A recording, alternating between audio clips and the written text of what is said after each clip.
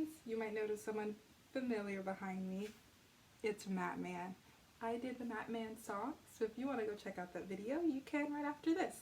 Today, we are going to be reading a book called Rosie, Revere, Engineer by Andrea Beatty and illustrated by David Roberts. This is a story of Rosie Revere, who dreamed of becoming a great engineer. In Leah Greer's classroom at Blue River Creek, young Rosie sat shyly, not daring to speak.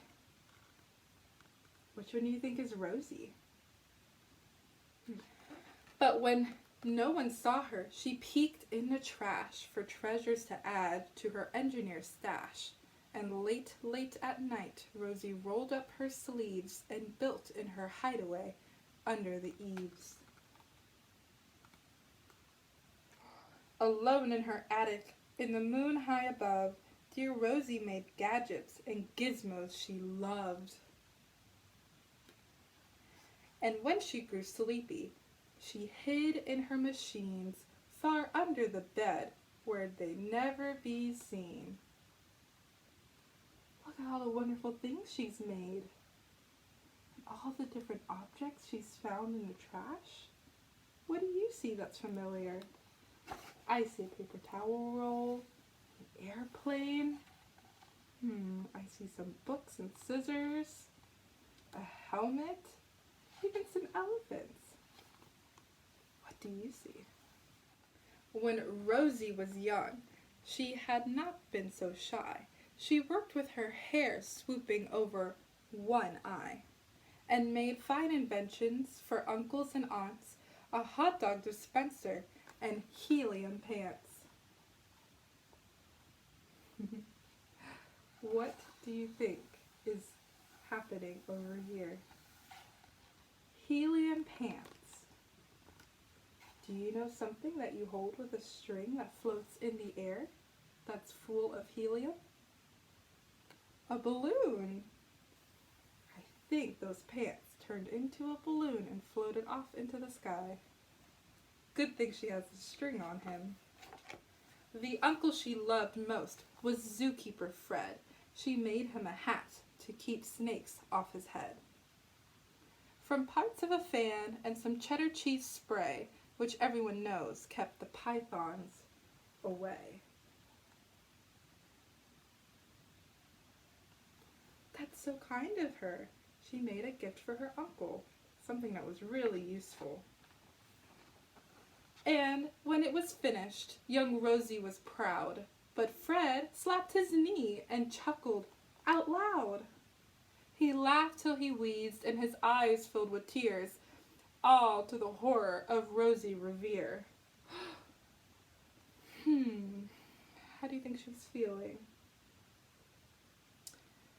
Who stood embarrassed, perplexed, and dismay. She looked at the cheese hat and then looked away. I love it, Fred hooted.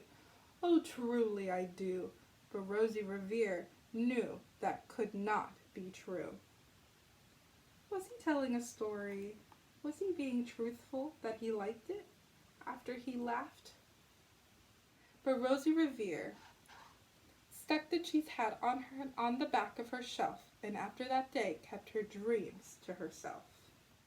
And that's how it went until one autumn day, her oldest relation showed up for a stay. Her great-great-aunt, Rose, was a true dynamo who worked with building airplanes a long time ago. She told Rosie tales of the things she had done and goals she had checked off her list one by one. She gave a sad smile as she looked into the sky. The only thrill left on my list is to fly.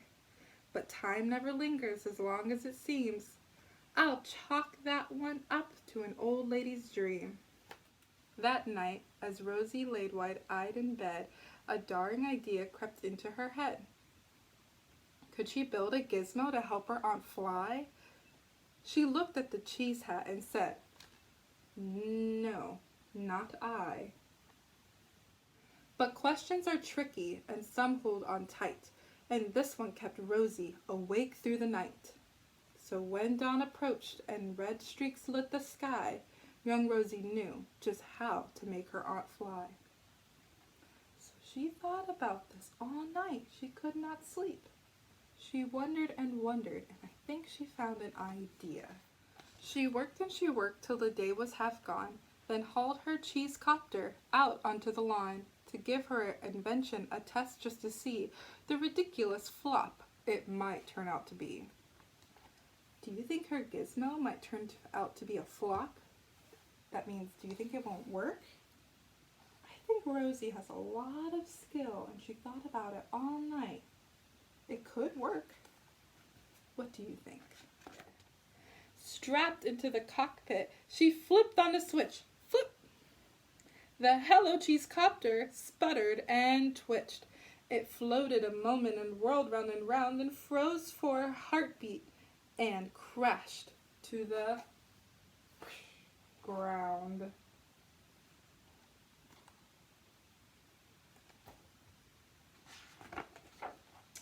Then Rosie heard laughter and turned around to see the old woman laughing and slapping her knee. She laughed till she wheezed and her eyes filled with tears, all to the horror of Rosie Revere, who thought, oh no, never, never again will I try to build something to sputter or spin or build with a lever, a switch, a gear, and never will I be a great engineer.